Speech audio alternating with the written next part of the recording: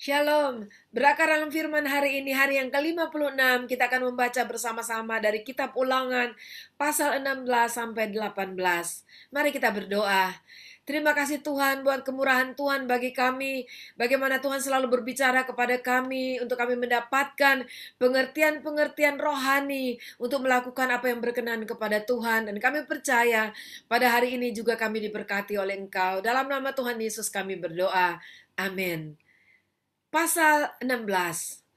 Ingatlah akan bulan Abib dan rayakanlah Paskah bagi Tuhan Allahmu, sebab dalam bulan Abib itulah Tuhan Allahmu membawa engkau keluar dari Mesir pada waktu malam. Maka engkau harus menyembelih kambing domba dan lembu sapi sebagai korban Paskah bagi Tuhan Allahmu di tempat yang akan dipilih Tuhan untuk membuat namanya diam di sana. Janganlah engkau makan sesuatu yang beragi besertanya. 7 hari lamanya engkau harus makan roti yang tidak beragi besertanya, yakni roti penderitaan, sebab dengan buru-buru engkau keluar dari tanah Mesir. Maksudnya supaya seumur hidupmu engkau teringat akan hari engkau keluar dari tanah Mesir. Janganlah terdapat padamu ragi di seluruh daerahmu 7 hari lamanya, dan dari daging hewan yang kau sembeli pada waktu petang pada hari pertama, janganlah ada yang bermalam sampai pagi. Engkau tidak boleh mempersembahkan korban Paskah di salah satu tempat yang diberikan kepadamu oleh Tuhan Allahmu, tetapi di tempat yang akan dipilih Tuhan Allahmu untuk membuat namanya diam di sana. Engkau harus mempersembahkan korban Paskah itu pada waktu senja, ketika matahari terbenam bertepatan dengan saat engkau keluar dari Mesir. Engkau harus memasaknya dan memakannya di tempat yang akan dipilih Tuhan Allahmu. Kemudian paginya engkau harus pulang kembali ke kemahmu. 6 hari lamanya engkau harus makan roti yang tidak beragi, dan pada hari yang ketujuh harus ada perkumpulan raya bagi Tuhan Allahmu. Maka janganlah engkau melakukan pekerjaan. 7 minggu harus kau hitung. Pada waktu orang mulai menyabit gandum yang belum dituai, haruslah engkau mulai menghitung 7 minggu itu. Kemudian haruslah engkau merayakan hari raya 7 minggu bagi Tuhan Allahmu. Sekedar persembahan sukarela yang akan kau berikan sesuai dengan berkat yang diberikan kepadamu oleh Tuhan Allahmu. Haruslah engkau bersukaria di hadapan Tuhan Allahmu. Engkau ini dan anakmu laki-laki serta anakmu perempuan, hambamu laki-laki dan hambamu perempuan, dan orang Lewi yang di dalam tempatmu, dan orang asing, anak yatim dan janda yang di tengah-tengahmu, di tempat yang akan dipilih Tuhan Allahmu untuk membuat namanya diam di sana. Haruslah kau ingat bahwa engkau pun dahulu budak di Mesir, dan haruslah engkau melakukan ketetapan ini dengan setia. Hari raya pondok daun haruslah kau rayakan 7 hari lamanya. Apabila engkau selesai mengumpulkan hasil tempat pengirikanmu dan tempat pemerasanmu, haruslah engkau bersukaria pada hari rayamu itu. Engkau ini dan anakmu laki-laki, serta anakmu perempuan, hambamu laki-laki dan hambamu perempuan, dan orang Lewi, orang asing, anak yatim dan janda yang di dalam tempatmu. 7 hari lamanya harus engkau mengadakan perayaan bagi Tuhan Allahmu di tempat yang akan dipilih Tuhan, sebab Tuhan Allahmu akan memberkati engkau dalam segala hasil tanahmu dan dalam segala usahamu, sehingga engkau dapat bersukaria dengan sungguh-sungguh. 3 kali setahun setiap orang laki-laki di antaramu harus menghadap hadirat Tuhan Allahmu ke tempat yang akan dipilihnya, yakni pada hari raya roti tidak beragi, pada hari raya 7 minggu, dan pada hari raya pondok daun. Janganlah ia menghadap hadirat Tuhan dengan tangan hampa, tetapi masing-masing dengan sekedar persembahan sesuai dengan berkat yang diberikan kepadamu oleh Tuhan Allahmu. Hakim-hakim dan petugas-petugas haruslah kau angkat di segala tempat yang diberikan Tuhan Allahmu kepadamu menurut suku-sukumu. Mereka harus menghakimi bangsa itu dengan pengadilan yang adil.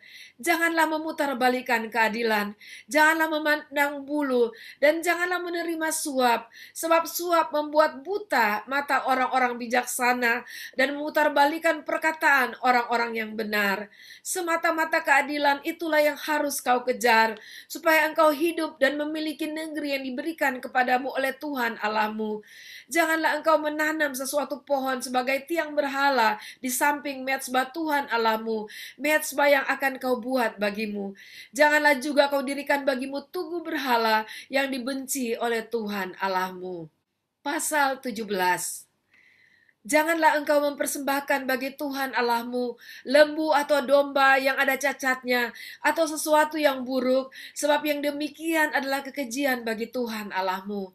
Apabila di tengah-tengahmu di salah satu tempatmu yang diberikan kepadamu oleh Tuhan Allahmu, ada terdapat seorang laki-laki atau perempuan yang melakukan apa yang jahat di mata Tuhan Allahmu dengan melangkahi perjanjiannya, dan yang pergi beribadah kepada Allah lain dan sujud menyembah kepadanya, atau kepada matahari atau bulan, atau segenap tentara langit, hal yang telah kularang itu.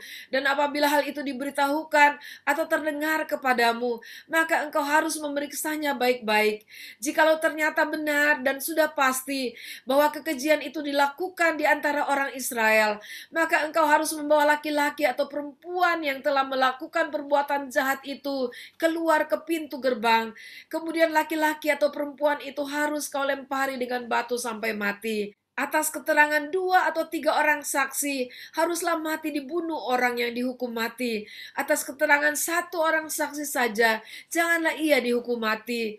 Saksi-saksi itulah yang pertama-tama menggerakkan tangan mereka untuk membunuh dia. Kemudian seluruh rakyat, demikianlah harus kau hapuskan yang jahat itu dari tengah-tengahmu. Apabila sesuatu perkara terlalu sukar bagimu untuk diputuskan, misalnya bunuh-membunuh, tuntut-menuntut atau luka-melukai, perkara pendakwaan di dalam tempatmu, maka haruslah engkau pergi menghadap ke tempat yang akan dipilih Tuhan Allahmu.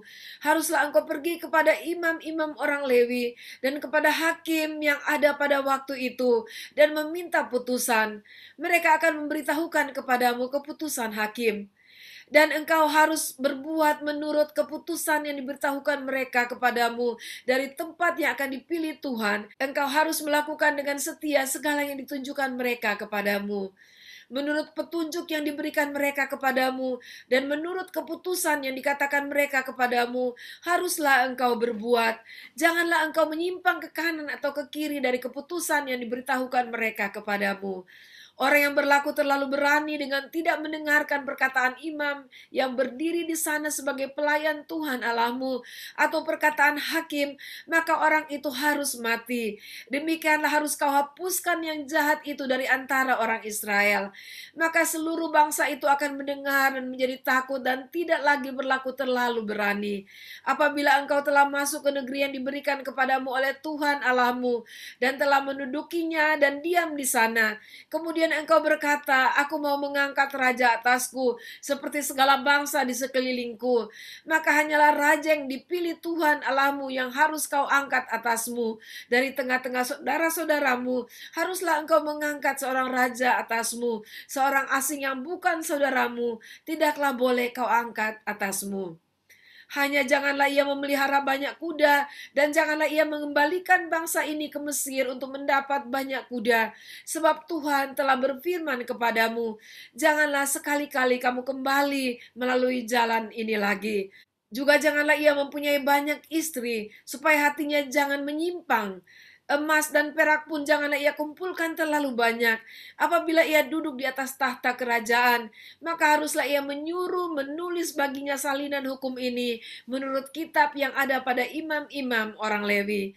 Itulah yang harus ada di sampingnya, dan haruslah ia membacanya seumur hidupnya untuk belajar takut akan Tuhan Allahnya dengan berpegang pada segala isi hukum dan ketetapan ini untuk dilakukannya. Supaya janganlah ia tinggi hati terhadap saudara-saudaranya, supaya jangan ia menyimpang dari perintah itu ke kanan atau ke kiri, agar lama ia memerintah ia dan anak-anaknya di tengah-tengah orang Israel. Pasal 18. Imam-imam orang Lewi, seluruh suku Lewi, janganlah mendapat bagian milik pusaka bersama-sama orang Israel. Dari korban api-apian kepada Tuhan dan apa yang menjadi miliknya, harus mereka mendapat rezeki. Janganlah ia mempunyai milik pusaka di tengah-tengah saudara-saudaranya. Tuhanlah milik pusakanya, seperti yang dijanjikannya kepadanya. Inilah hak imam terhadap kaum awam, terhadap mereka yang mempersembahkan korban sembelihan, baik lembu maupun domba. Kepada imam haruslah diberikan paha depan, kedua rahang dan perut besar, hasil pertama dari gandummu, dari anggurmu dan minyakmu, dan bulu guntingan pertama dari dombamu haruslah kau berikan kepadanya.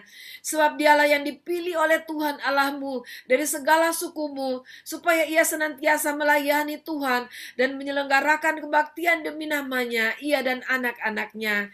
Apabila seorang Lewi datang dari tempat manapun di Israel, di mana ia tinggal sebagai pendatang, dan dengan sepenuh hati masuk ke tempat yang akan dipilih Tuhan, dan menyelenggarakan kebaktian demi nama Tuhan Allahnya, sama seperti semua saudaranya, orang-orang Lewi yang melayani Tuhan di sana, maka haruslah mereka mendapat rezeki yang sama, yang tidak terhitung apa yang ia peroleh dengan menjual harta nenek moyangnya. Apabila engkau sudah masuk ke negeri yang diberikan kepadamu oleh Tuhan Allahmu, maka janganlah engkau belajar berlaku sesuai dengan kekejian yang dilakukan bangsa-bangsa itu. Di antaramu janganlah didapati seorang pun yang mempersembahkan anaknya laki-laki atau anaknya perempuan sebagai korban dalam api, ataupun seorang yang menjadi petenung, seorang peramal, seorang penelaah, seorang penyihir, seorang pemantra, ataupun seorang yang bertanya kepada arwah atau kepada roh peramal, atau yang meminta petunjuk kepada orang-orang mati. Sebab setiap orang yang melakukan hal-hal ini adalah kekejian bagi Tuhan. Dan oleh karena kekejian-kekejian inilah Tuhan Allahmu menghalau mereka dari hadapanmu. Haruslah engkau hidup dengan tidak bercela di hadapan Tuhan Allahmu. Sebab bangsa-bangsa yang daerahnya akan kau duduki ini mendengarkan kepada peramal atau petenung. Tetapi engkau ini tidak diizinkan Tuhan Allahmu melakukan yang demikian. Seorang nabi dari tengah-tengahmu, dari antara saudara-saudaramu sama seperti aku, akan dibangkitkan bagimu oleh Tuhan Allahmu. Dialah yang harus kamu dengarkan. Tepat seperti yang kamu minta dahulu kepada Tuhan Allahmu di Gunung Horeb. Pada hari perkumpulan dengan berkata, tidak mau aku mendengar lagi suara Tuhan Allahku, dan api yang besar ini tidak mau aku melihatnya lagi, supaya jangan aku mati. Lalu berkatalah Tuhan kepadaku, apa yang dikatakan mereka itu baik. Seorang nabi akan kubangkitkan bagi mereka dari antara saudara mereka, seperti engkau ini. Aku akan menaruh firmanku dalam mulutnya, dan ia akan mengatakan kepada mereka segala yang kuperintahkan kepadanya. Orang yang tidak mendengarkan segala firmanku yang akan diucapkan nabi itu demi namaku, daripadanya akan kutuntut pertanggungjawaban. Tetapi seorang nabi yang terlalu berani untuk mengucapkan demi namaku perkataan yang tidak kuperintahkan untuk dikatakan olehnya, atau yang berkata demi nama Allah lain, nabi itu harus mati. Jika sekiranya kamu berkata dalam hatimu, bagaimanakah kami mengetahui perkataan yang tidak difirmankan Tuhan? Apabila seorang nabi berkata demi nama Tuhan dan perkataannya itu tidak terjadi dan tidak sampai, maka itulah perkataan yang tidak difirmankan Tuhan. Dengan terlalu berani nabi itu telah mengatakannya, maka janganlah gentar kepadanya. Demikianlah pembacaan dan pendengaran firman kita pada hari ini. Dan kita boleh diingatkan kembali berkali-kali Tuhan memerintahkan orang Israel untuk mendengarkan firman-Nya dan melakukan, mentaati apa yang diperintahkan, apa yang menjadi ketetapan dan hukum-hukum Tuhan. Tuhan juga berkata kepada bangsa Israel untuk hidup tidak bercela di hadapan Tuhan. Dan saya percaya bahwa pesan yang sama juga yang diberikan bagi kita pada hari-hari ini, agar kita boleh setia kepada firman-Nya, segala hukum dan juga segala ketetapan-ketetapan Tuhan yang Tuhan sudah beritahukan kepada kita lewat kebenaran firman Tuhan. Dan mari kita minta kekuatan atau kemampuan dari Roh Kudus untuk membuat kita hidup tidak bercela, mengambil keputusan untuk hidup kudus di hadapan Tuhan. Mari kita berdoa.